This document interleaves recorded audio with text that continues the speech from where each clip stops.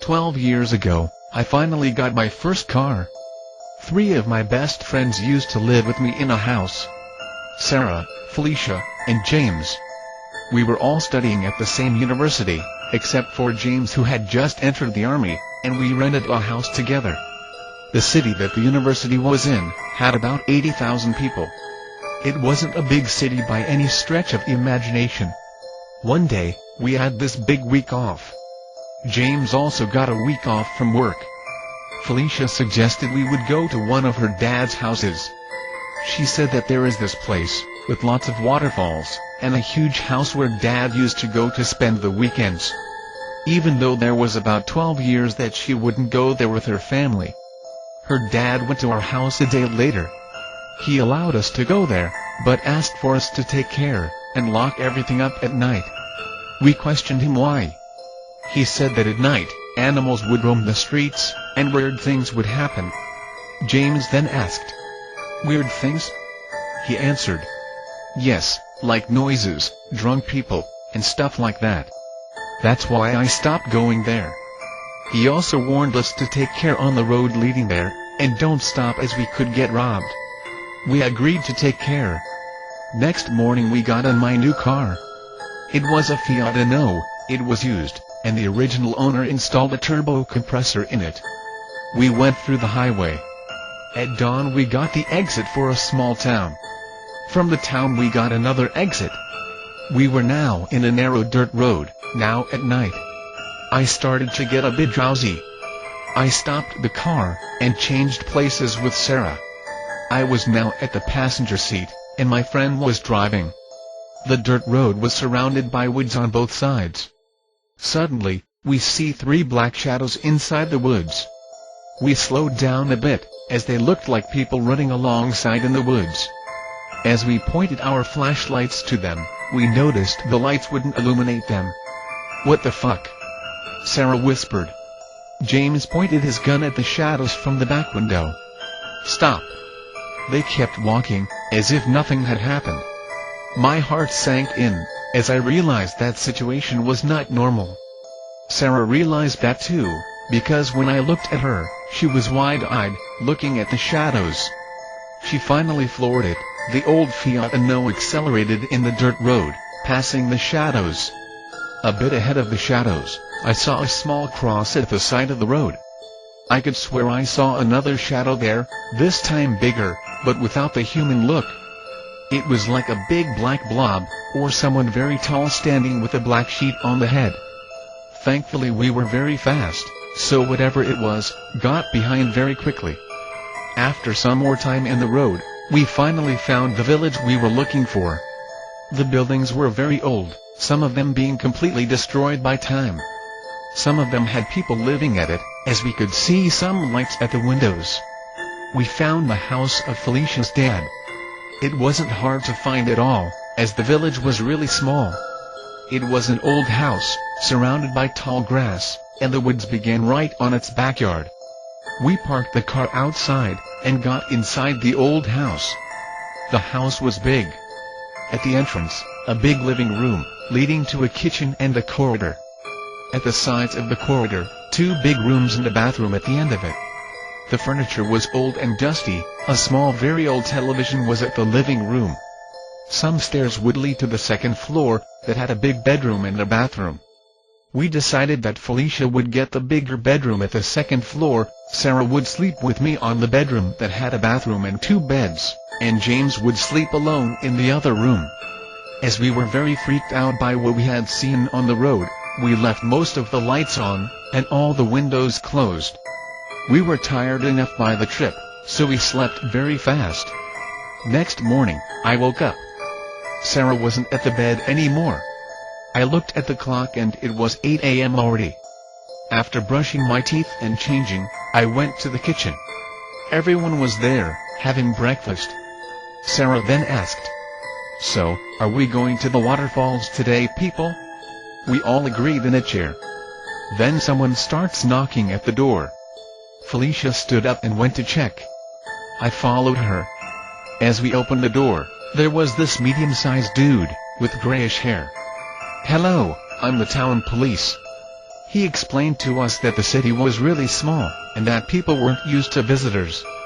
He asked us what we were doing there. We explained him what we were thinking about doing. He accepted it, and dismissed himself with a stay out of trouble line.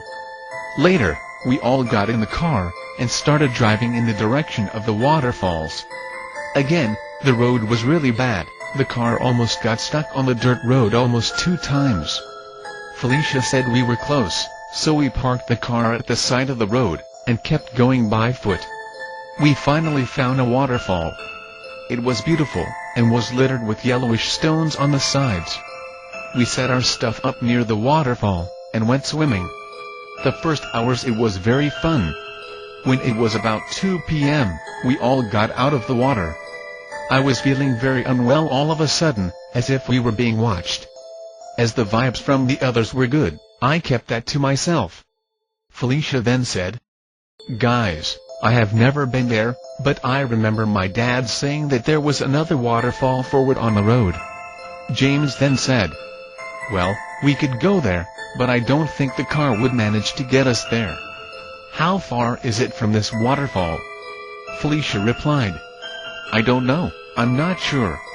We all agreed to get back to the car, and try to go through the road again. We finally got to the car, and this time, I was driving. I accelerated through the road, passing fast by places that the old Fiat would probably get stuck. As we were going, we then saw a big clearing of the trees at the side of the road. As we approached it, I slowed down a bit. There was a big building, with deteriorated white painting on the exterior. I later recognized it as a church. On top of the main tower of the church, an old cross was resting there. At the side of the building, there were some metal fences surrounding an area close to the church. "Wow, that's amazing," said James. The walls were in very bad shape, and some vines were scaling from one of the sides of the church. "That, inside the fence, that's probably a cemetery," said Sarah. We stood there for some time, admiring the old church. Then Felicia said, "Anon, it's almost 5 p.m. now. We have been driving for some time now. I think we should go back, and come to the waterfall tomorrow morning." Everyone agreed. I used part of the clearing to turn the vehicle around and we headed home. As we arrived, it was dark already, around 7 p.m. We all had a shower, and ate something. James was messing with the old television as we're eating, and he finally managed to make it turn on a channel. We stayed at the living room the rest of the day, watching TV. We later went to sleep. At the middle of the night, I woke up. We kept the inside glass windows closed because of the mosquitoes, but keep the outside wooden windows opened. The moon was bright that night, so I could see light coming from it. When I finally opened my eyes, I felt that something was off. First, came some weird smell, like a moldy thing. I didn't freak out too much, because the house was old, even though I wasn't smelling that before. After some time laying down I realized there was no light coming from the window. I freaked out and sat on the bed quickly. As I sat, whatever was blocking the light just went away. I heard something messing at the grass outside, going away. The window was big, something like more than a meter long. I started thinking that it could be a creep watching us from outside. I then stood up. It was 3 a.m. I decided I was going to wake James up, so we could figure out what to do. As soon as I opened the door from my room, I looked at the end of the dark corridor, straight to the living room. Everything was dark, as we kept the windows from the living room closed. Suddenly, I hear the old TV turning on. The TV was not tuned, so all I heard was static. I started walking slowly in the direction of the living room, now lit by the dimmed light of the TV. As I was about to enter the living room, the television started to scan across the channels. That's when I heard it. From the television, in the midst of the static, a voice said, "Anon." I froze. I then started hearing whispers coming from the living room. Strange, grave whispers, speaking something I couldn't nor wanted to figure out. "Anon," the TV said again. I screamed and bolted into my room. I closed the door behind me with a bang. Sarah jumped up with the noise. We turned the lights on, and soon we heard steps coming running from the stairs, and the door next to us opening. Our door then opened. It was James, followed right by Felicia. They asked what happened. I explained to them what I had just seen. "Anon, maybe you are still a bit freaked out from the experience last night," said James. I then said, "Dude, I know what I saw, the television, it." Felicia interrupted me. "It's an old house, Anon, the wires must be beyond repair." We stood talking for a bit. Sarah remained quiet the whole time. As I forced myself to accept what happened, they came back to their rooms. I closed the door again, and this time, closed the window. Then I hear Sarah crying in her bed. I then asked, "Sarah, what's the matter?" She replied, "Nothing, Anon." I kept asking her, until she finally said, "I believe you, Anon. I was awake as you stood up, and I heard the TV going on when you were still at the door. The worst part is that I turned the TV off myself. I pulled the cord out from the socket." My heart sank in. I just laid in my bed, and watched her until she finally slept. I then managed to get some sleep at around 6 a.m. Around 9 a.m., Felicia was calling us to wake up. Me and Sarah went to the kitchen, where they were. They were talking about going to the next waterfall, but I only wanted to go back home. I kept it to myself though, as I didn't want it to ruin things for them. Sarah, however, made it very clear that she didn't want it to go. I assured her that everything would be fine, and she accepted. James was driving this time, and I ended up sleeping the whole way on the back seat. At about 11 a.m., I woke up with Felicia calling me. We got out of the car. In front of us there was this big waterfall. The water would go down, and the wind would hit it, transforming it into a mist. A huge lake, with crystalline water, was where the water would fall, surrounded by the woods. The water was so clear we could see old logs in the lake, along with small fish. We spent about 4 hours enjoying the place. We even started a fire and barbecued some meat. Then it was finally time to go back, as we didn't want to travel at night. We all got in the car, and James was the driver again. We were going back through the road, and were now passing by the old church. James then stopped the car in front of it. He then said, "Hey, you know what would be really cool? We could come here tonight and make like a paranormal investigation with our cameras." Me and Sarah said together, "No." Apparently Felicia also liked the idea. The whole way back they became trying to convince us to go there. As we arrived, now about 5 p.m., they stopped trying to convince us because Sarah started crying about it. We arrived and showered. They then asked us if it would be okay if only the two of them went there. I was a bit reluctant, as they would be breaking the law by doing that. Me and Sarah finally gave up, and told them to go. At about 7 p.m., they got in the car, and went to the church. Me and Sarah stayed at the house, and soon, as we were tired, we went to sleep. This time, we left all the lights on. I wake up at around 11 a.m. Sarah was still sleeping. I stood up, and started to look around the house. No signal of Felicia or James.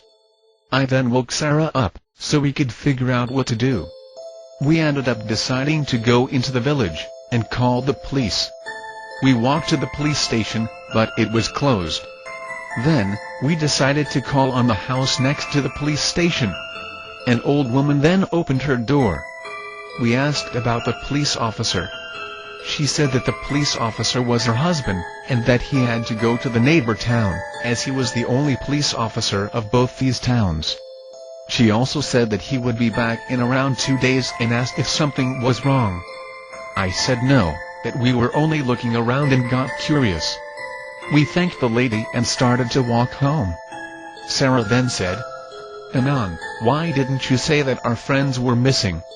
I answered, "Because not only she couldn't do nothing, maybe they show up or something, it would be better if they didn't get in trouble for that, right?"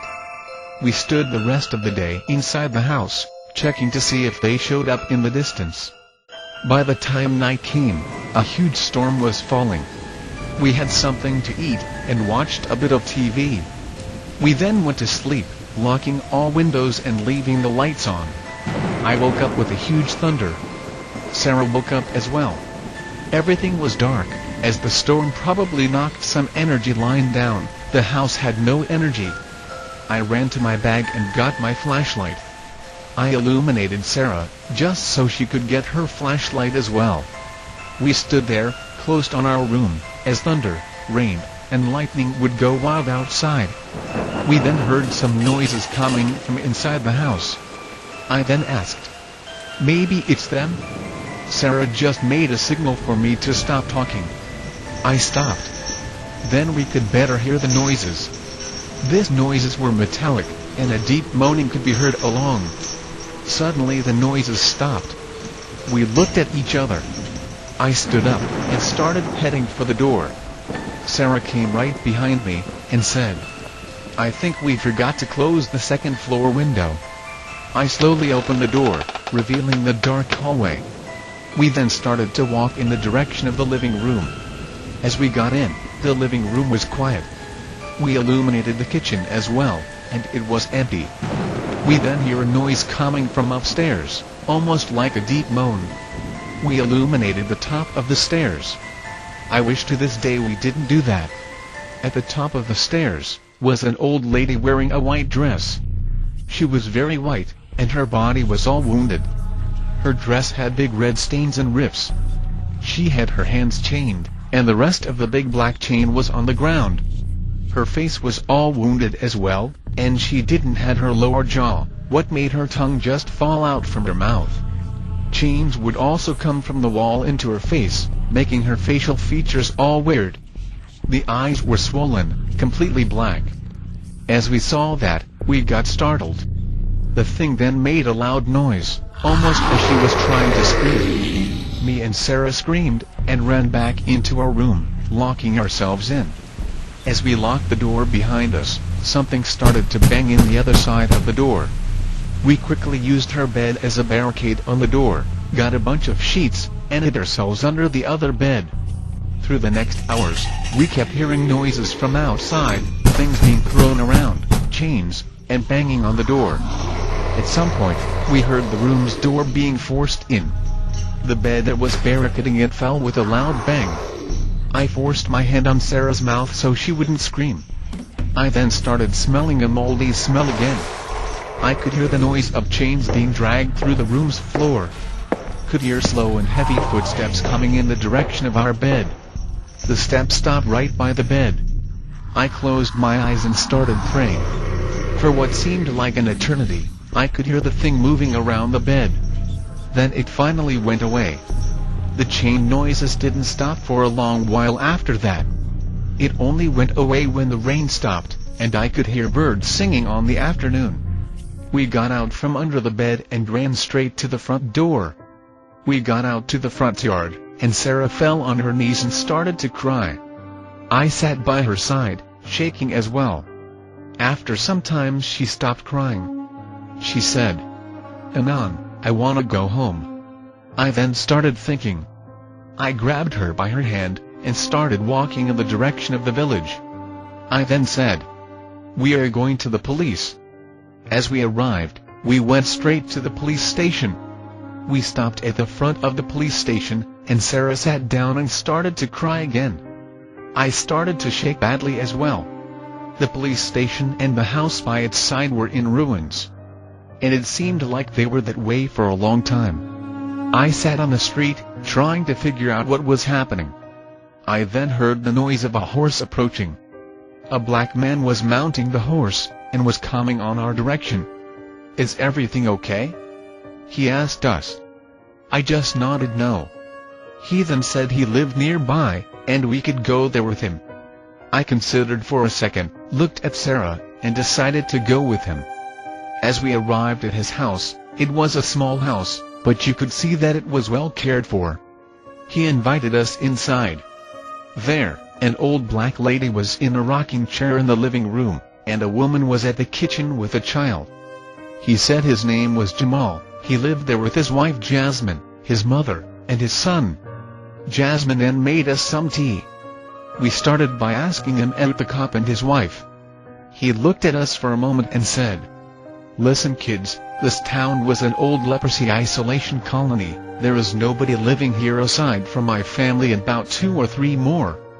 They burned the whole place down after they left, so there is no police, nor anything like that." We then described the old dude that went to our house the first day.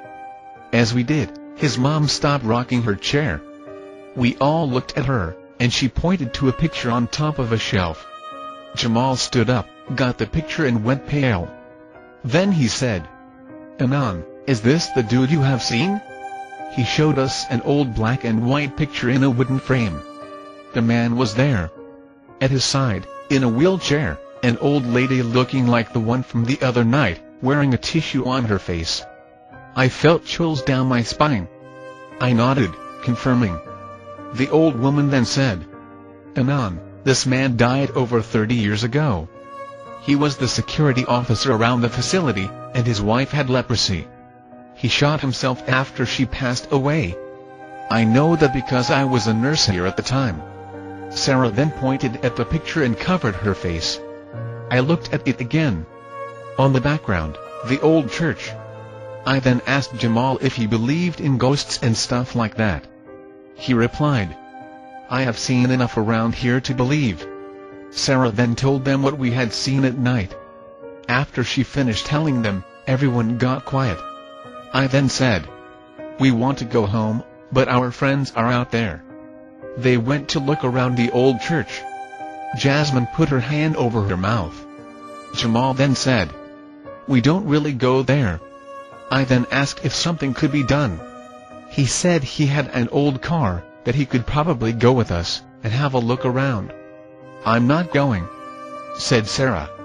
Then it was decided, as it was about 5 p.m. already, that me and Jamal would go to the old church and have a look around. Sarah was to stay with Jasmine and the rest of the family. I took a flashlight and a bat that he gave me, and he took an old headlamp and a rifle. We got in an old Volkswagen Fusca, and began driving in the direction of the church. As we neared it, dusk was falling already. At the front of the church, the Fiat Uno was parked. We stopped our car behind it, and got out of the car. We walked together to the church, only to find out the main doors were locked. We started going around the building trying to find an entrance. Night fell really quickly, and we turned on our flashlights. We then saw a window opened on the 2nd floor, and some vines leading to them. We agreed to climb up, and in no time we were inside it. The church was big inside, had 2nd floor balconies, and a big main floor under it. On the main floor, lots of ruined benches, all dusty. On the roof, a big part had collapsed, making the moon illuminate part of the church. It had an altar, and from up the balcony I could see symbols that were drawn on the altar walls. They were satanic symbols. I heard Jamal whispering, "Damn vandals." I looked at the altar again. There, laying down, there was the faint figure of a woman. I pointed at it, and Jamal nodded. We found a way down through some stairs. We started walking in the direction of the altar. As we were getting close to it, a figure arose. Felicia, with her hair in front of her face. I called her. "Felicia?" She sort of twitched, and started coming on our direction, walking in a weird way. Then she stopped midway, and her hair finally got out from her face. Her face was pale, and she had dark circles under her eyes.